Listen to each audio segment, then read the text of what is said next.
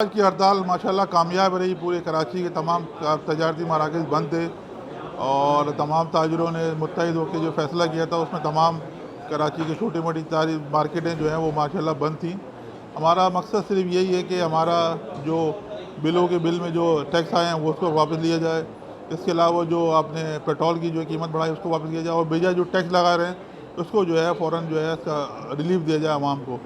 तो आज क्या मतलब है कि आज आप हड़ताल को क्या समझते हैं कि ये जी, हड़ताल हमारी आज टोकन हड़ताल थी।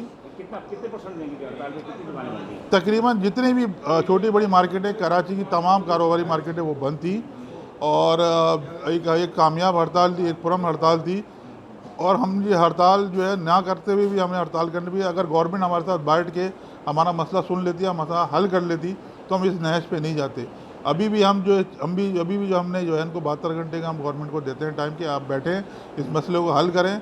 अगर नहीं करेंगे तो मेरी हड़तालों का सिलसिला बढ़ेगा और इसके दौरानिया भी बढ़ेगा और इसके अलावा जो है इस पर जो शिद्दत भी आएगी और इस पर हम ये होगा कि जो है हड़ताल के अलावा जो धरने हैं वो भी फिर दिया जाएगा। वो मशावरत फिर हम करेंगे तमाम ताजिर तंजीमों से और कराची के ताजिरों ने आज दिखा दिया कि तमाम लोग मुत्तहिद हैं और कराची की तमाम मार्केटें बंद पड़ी हैं।